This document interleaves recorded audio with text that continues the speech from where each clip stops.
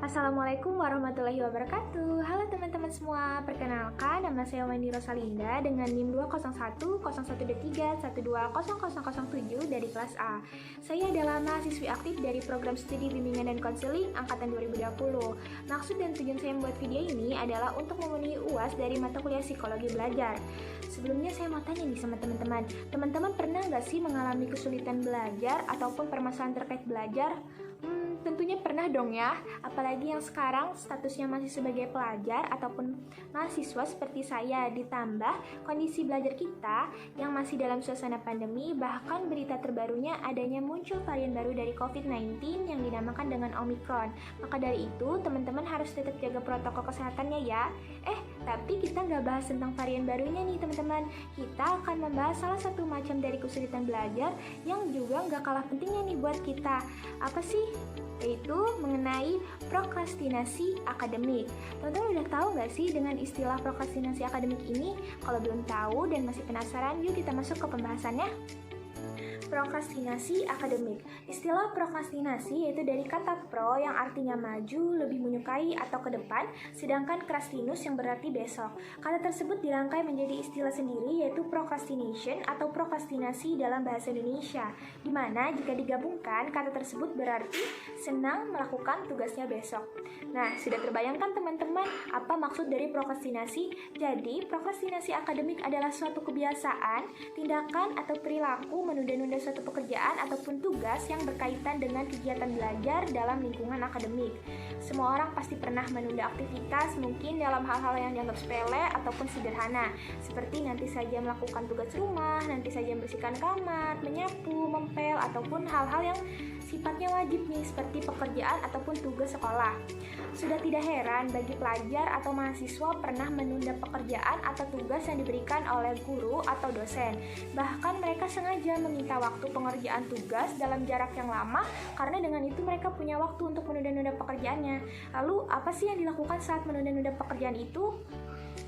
Biasanya, seseorang yang menunda-nunda pekerjaan ini mengandalkan alasan-alasan seperti lebih memilih melakukan kegiatan yang menyenangkan ataupun melakukan kegiatan yang sama sekali tidak ada kaitannya dengan pekerjaan atau selesainya tugas mereka, seperti bermain sosial media, bermain aplikasi, nonton drama, nonton series, nonton film, atau sekedar ngobrol dengan teman-teman, atau hanya sekedar overthinking sambil rebahan nih.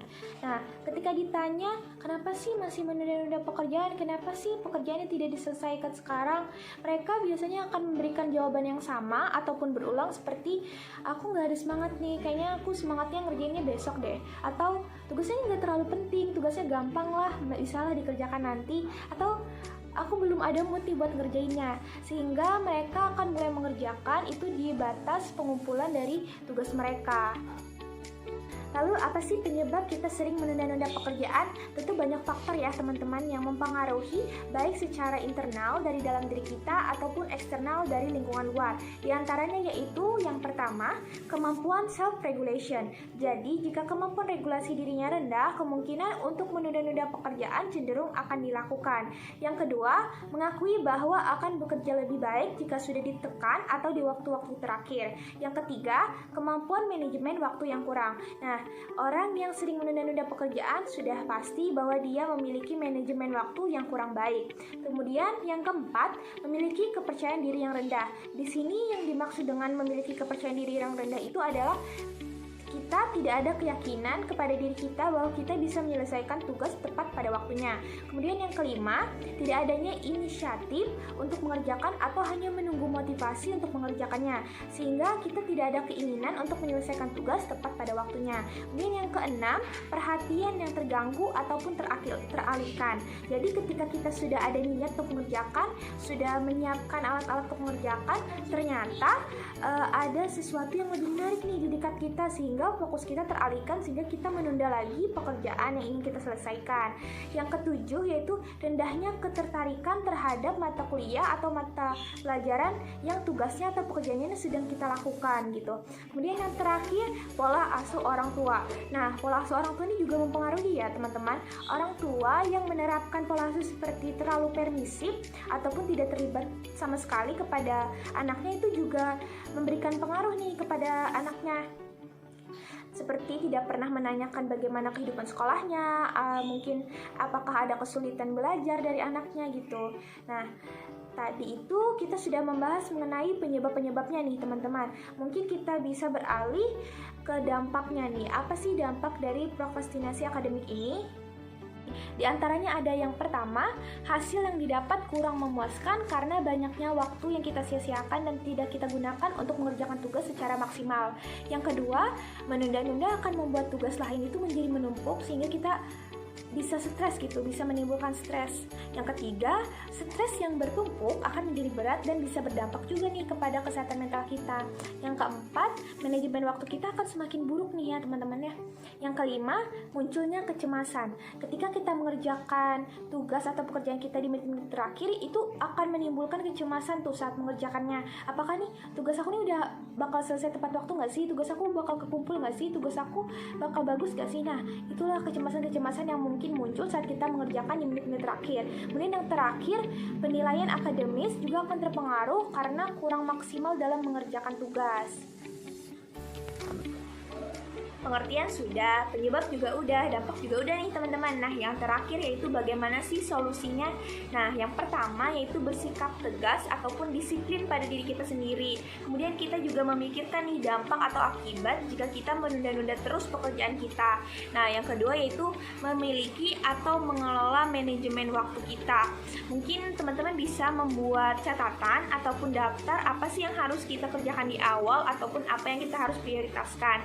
Nah, kalau teman-teman masih bingung bagaimana sih cara memanajemen waktu, teman-teman bisa nih cari di Google tips-tipsnya atau tutorialnya di YouTube. Udah banyak kok contoh-contohnya, mungkin referensi-referensi seperti ini bisa menjadi solusi untuk teman-teman sehingga bisa melatih lagi cara memanajemen waktu yang baik. Yang ketiga yaitu hindari multitasking. Seolah-olah mampu mengerjakan berbagai hal dalam satu waktu. Padahal seperti ini nih bisa memecah konsentrasi teman-teman. Yang keempat, buatlah situasi yang nyaman saat mengerjakan tugas. Jauhkan hal-hal yang mungkin membuat fokus kita teralihkan gitu. Contohnya seperti gawai ataupun handphone. Jadi bisa disimpan dulu waktu kita mau mengerjakan tugas. Yang kelima yaitu kurangi rasa perfeksionis. Jadi jangan terpaku akan kesempurnaan hasilnya, tapi pilihlah untuk menyelesaikan tugas dengan kemampuan ataupun usaha yang maksimal. Yang keenam yaitu berilah penghargaan kepada diri sendiri ketika kita menyelesaikan tugas di awal waktu ataupun menyelesaikan tugas tepat waktu. Jadi kita bisa memberikan penghargaan dalam bentuk me time gitu, nonton film ataupun sekedar nongkrong sama teman-teman gitu. Yang ketujuh yaitu dukungan dari keluarga.